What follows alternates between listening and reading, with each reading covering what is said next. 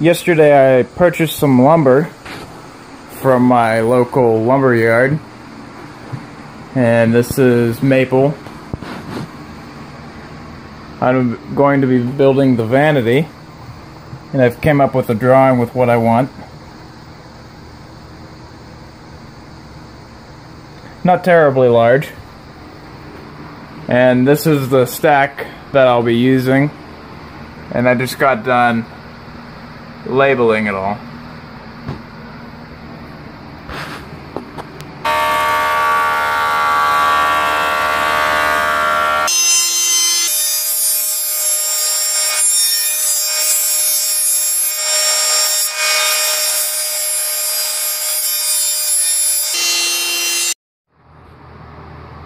Well, I got a good pile of sawdust.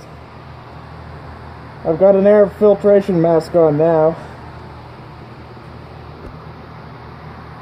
Not the highest I've had. Usually I have them hitting the boards whenever they're coming out. I've got a fan and a squirrel cage blowing, and those help to get rid of the sawdust, or at least the fine stuff.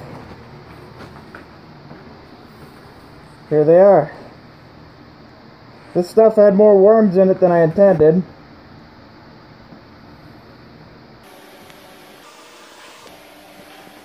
Still got a good pile left over. Luckily the table legs were already pre-purchased. I've got them sitting in a box here.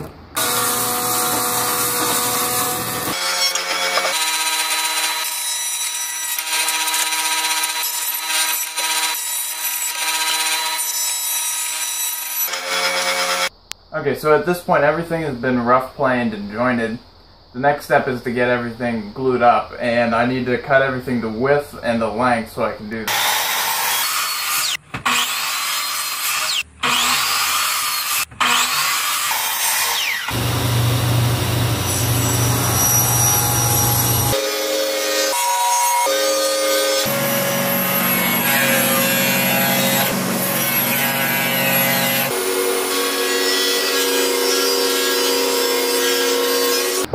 So after getting everything ripped all the width, the next step is the glue up stage, and I'll be using biscuits to glue these up, and I've just laid out my bottom panel, and I need to mark where the biscuits are going to go, how many biscuits, and what order.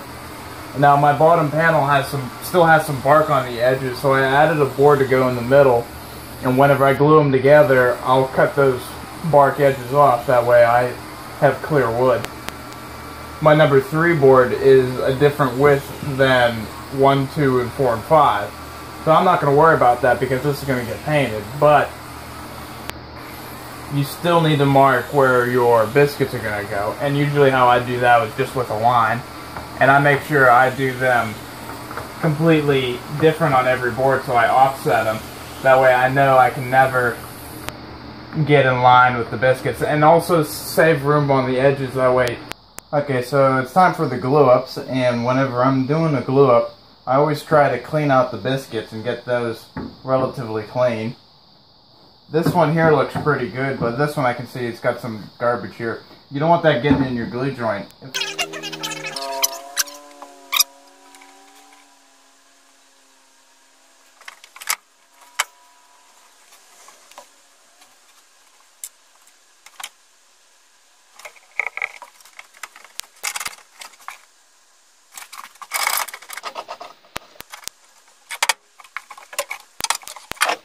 Okay, so I got everything all glued up now. It's been a few hours, and I'm going to take it out of the clamp, see what we got, and then start trimming and making everything down to their actual size, and maybe start assembly depending on the time.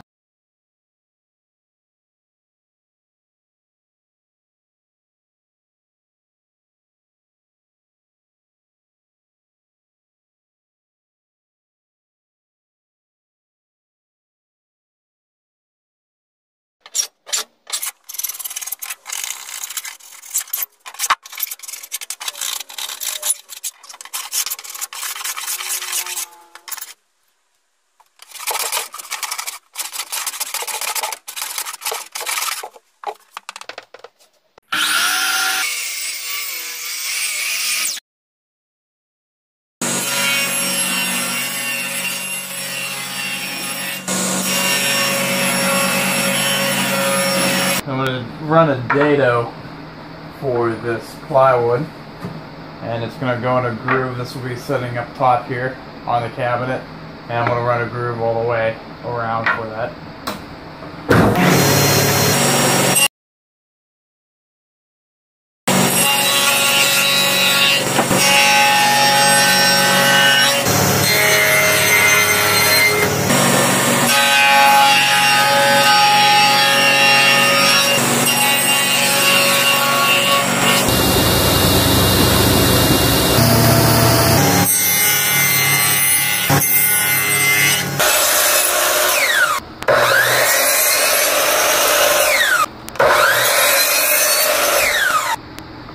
Well, we have a box.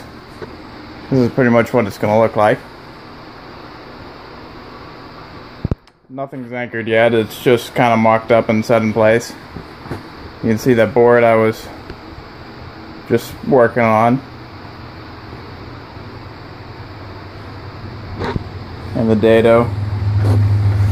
I could have done a stop dado, but I figured it would be easier to just fill that in. This is getting painted, so you're never even going to see that.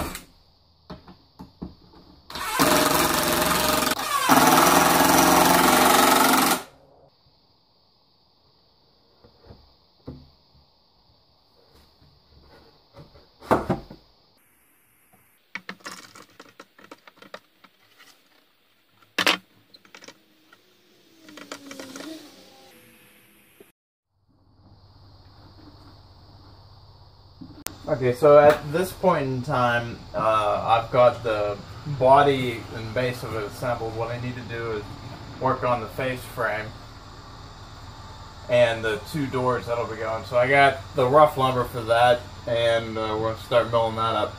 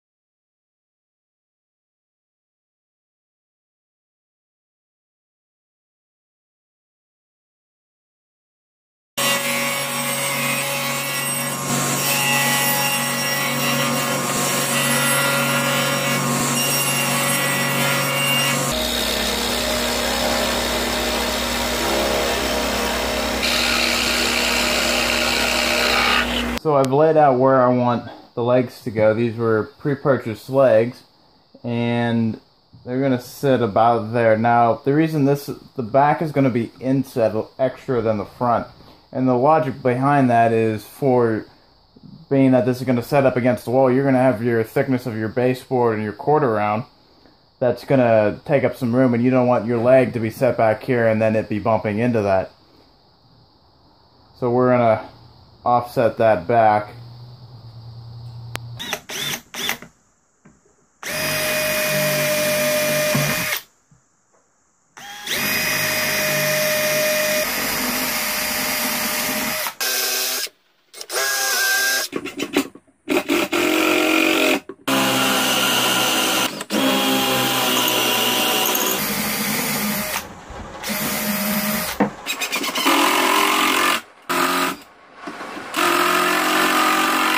Standing, it's got the legs on it. I just need to build the shelf that goes down here, and it's going to have slats on it that will go. There's going to be a rung in the front, rung down the sides with slats going down the middle. Okay, so I've got the spindles mocked up on the lathe, and the plan is to make a round dado that the shelf will be able to cup around and hold itself. I feel that'll be a lot stronger than pocket holes. That what was on the original design, so I'm thinking a dado should work well. I think I'm just going to use a parting tool and then some dowel calipers to see if to get it down to the right size.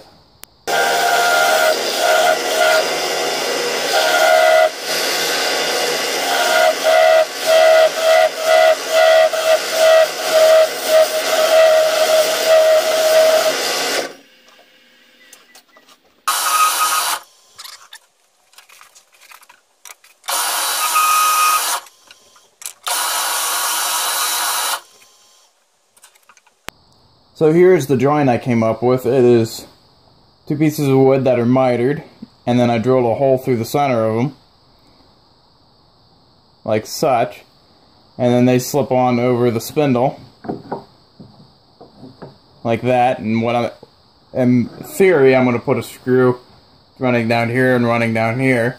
Now, obviously, this is just a template. I'm not, these aren't actually the shelf, but let's make that out of some good wood now.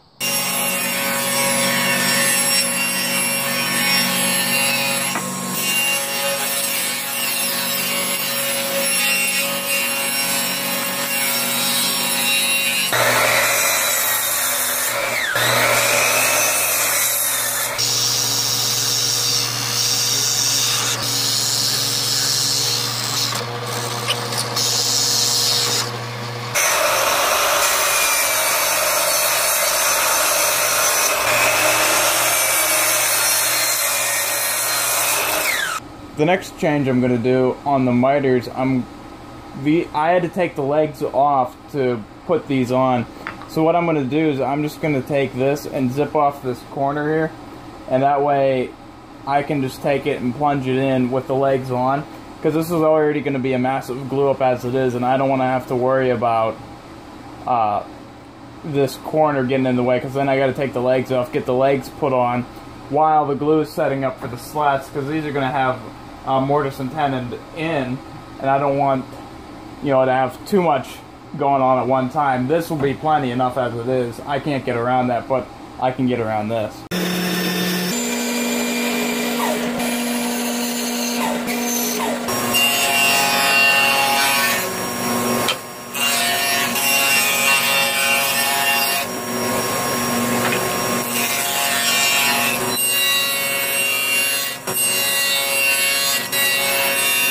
So I got my tenons done, almost. I need to finish cutting these off.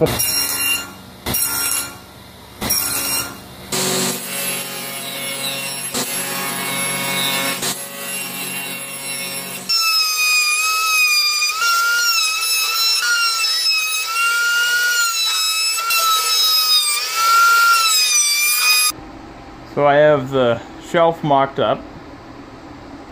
And I think how I'm going to do this glue joint is get either sides glued on first, get them clamped, and then put this back rail on and let it set in place, and then glue in every one of these strips into this back portion with I'm going to put a little filler block in where the dado was, and then I'm going to use this board that I've got these clamps on, you can see under there, I'm going to use that to bring all of the slats up to the correct level so I can get this board on.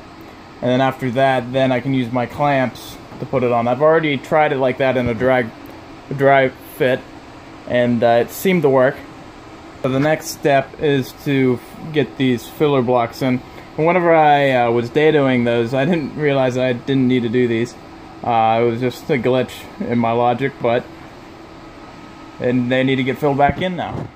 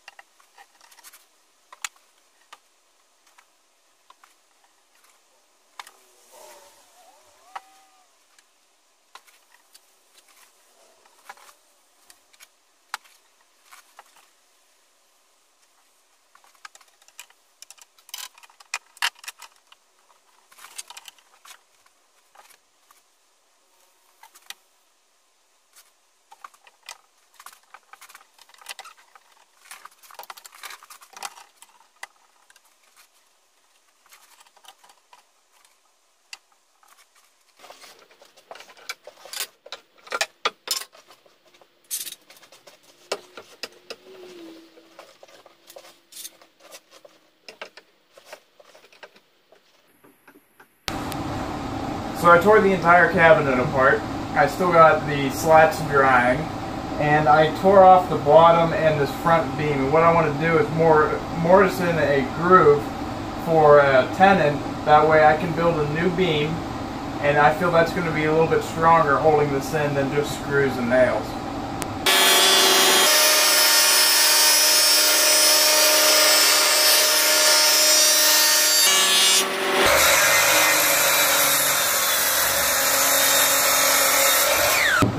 Okay, so for me to decide on the width for the face frame going around and this upper support, the beam, I have to decide on how these hinges are going to mock up. And I got a different set of hinges because the first hinges I had, they weren't very good. And I found another set, these are non-adjustable, which I find to be a little bit easier to work with. And I have to make sure that these fit with these holes, and they do, but I need to trim off just a little bit. So that'll make my face frame that much wider, and I can then measure it from where these close, from here to whatever, to the far edge.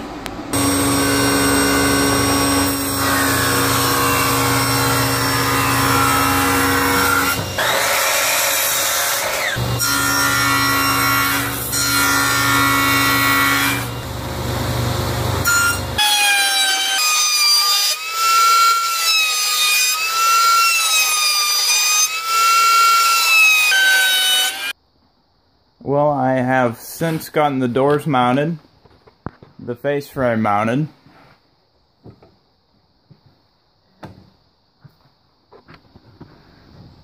As you can see, the face frame and the screws, and I actually broke one of the screws. This is not the correct screw. That is, actually I don't think any of these screws are the correct screw. None of them are stainless. So I'll have to get new screws. $10 hinges, you'd think they'd come with stainless screws.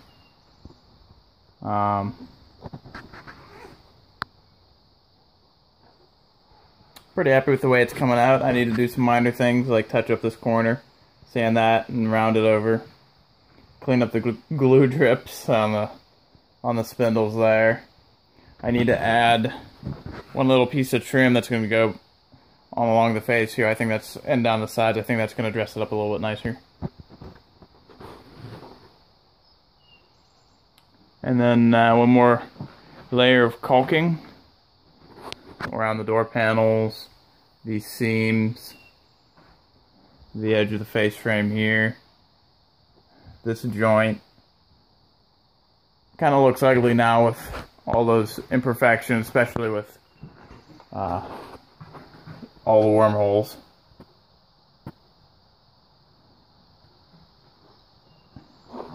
And layers of caulking that needs to come off. I also plugged them. I plugged everything, so you can see.